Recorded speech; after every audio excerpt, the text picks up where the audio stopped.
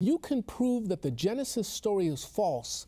You have destroyed the entire belief system on which Christianity is based. So that's why we use this model to show people that Noah's Ark was real and that the story is true. Well, couldn't the story have been symbolic, metaphor for other kinds of events that took place? How about creation? Couldn't that have been symbolic or metaphorical in the language that's there? Well, it is possible, but when we look at the 4 postulates of creation and we compare them with the 4 postulates of evolution, only the postulates of creation have been observed. Evolution is based on 4 major ideas. None of them have ever been observed. Number 1, that life comes from non-life. We have not one single example of life coming from non-life. Number 2, that all the life forms that we have today came from single-cell life forms. Many people do not know that while we do have single-cell life forms that we call bacteria, we have no 2-celled life forms, we don't have 3-cell life forms, we don't have 4-cell life forms, we don't even have 5-cell life forms. That is, we go from single-cell bacteria to complex life forms. So there's no evidence that all life comes from single-cell life forms. The third postulate of evolution is that time and chance drive evolution forward, of course, and time works against evolution. The chance of one simple 100-unit protein coming together by accident this is a very big number. Time and chance make evolution absolutely impossible. The fourth postulate that evolution is based on is that what we see today, minor genetic variation in species, is evidence of macroevolution. So because cats are different colors, dogs are different sizes, that means that fish turned into cows. And of course, we know that that's not true because Mendel proved that all the genes that exist today, you can shuffle them around, but there are no new genes that were created. Let's think about the 4 major postulates of creation. Number 1, where there's a design, there must be a designer. We see codes in DNA. Codes are evidence of intelligence because you have to translate from one language to another. We have not a single example of that happening by accident. Number 2, that the Earth, the solar system, the universe, and the galaxy are young, measured in thousands of years, not millions or billions of years. Many times people ask me, they say, well, Major, you believe in a young Earth, a 6,000-year Earth. Can you show me that that's true without using the Bible? And I say, absolutely. What's the oldest living thing on the planet? The oldest living thing on the planet? Trees. How old are the oldest trees? 4,500 years. That takes us back almost exactly to the year of the flood, okay, in 2500 BC. Remarkable. Number 2, I'm saying, look at the sky. We call solar nebulae. A solar nebula is what we see from a supernova when a star explodes. It leaves a gas cloud. Because of our radio telescopes that we have now today, we can look deep into space and we can actually count the number of solar nebulae that are there. And how many are there? A supernova takes place about once every 26 years. How many solar nebulae do we have? 6,000 years worth. That's impossible in a universe that is billions and billions of years old. And we have other evidences such as alpha decay that we do in our program that most people don't understand that also shows that the Earth is 6,000 years old. So that's the second postulate that proves that the biblical story of creation is true. Life that we see today are the basic kinds of animals and plant life that were originally created. So we can test that.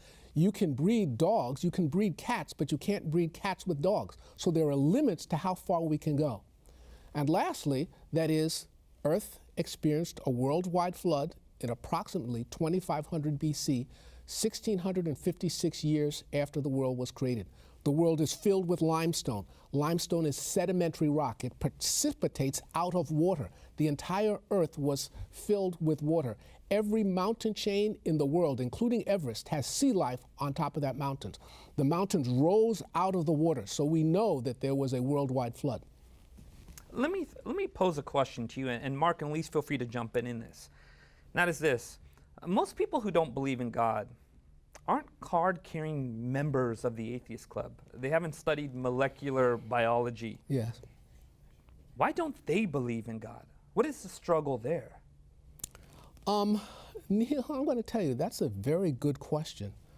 My answer to that is probably because most of them has not actually seen the evidence that supports the Bible.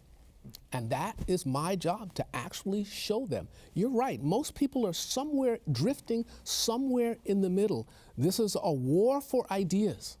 And it's my job to combat these forces of error, particularly in secular campuses, in universities, which is where I work and teach, and show that the evidence supports God's word. God is a God of science. Guys, say someone grows up going to a Christian church. Say they have been surrounded by, a church community and pastors who preach sermons. Are there wrong ideas of God that exist? Wrong ideas of the Bible that exist? Well, certainly they do exist, and they exist in church. Many people don't know that some of the largest religious denominations actually support evolutionary theory, and I'm really sorry to hear that. It is important that people test any church that they go to against the Bible to make sure that it is accordance with the truths of the Bible. Jesus believed in the flood story. And he said that he was coming again and it would be just as in the days of Noah. So if Jesus believed it, it's very difficult for me to understand how you could call yourself a Christian if you don't understand or accept the story of Noah's flood and the creation story. And of course, it's important to understand the science that goes along with that. We have to do, as educators, I'm an educator, I have to do a better job in making sure that people understand and that they know the science, that it's not just based on faith. God never asked for blind faith. It's always based on evidence. I really appreciate this discussion. I think what I'm hearing here is that with the evidence that you are presenting, you are providing a space for faith. You are giving people a reason to believe. Yes, and I think that's fantastic. Yes, absolutely. Major Coleman, you see that camera right there? There are people who are watching right now. There are people who are struggling with their faith in God. If you were to look at that camera right there and you were to talk to someone who was struggling, who is maybe a skeptic, someone wrestling with doubt, what would you say to them? I would say, hold on. The evidence is there.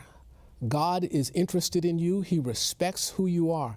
If you read, if you study, if you seek him with all your heart, you will find him. He has promised you that. The evidence is there, and I am here to help. Wonderful. If someone wanted to find out more about what you're presenting, where would they go? They could go to powerstation.org. That is my website. You can just send me an email, major@powerstation.org, and you can find me. Powerstation.org. That is right, powerstation.org.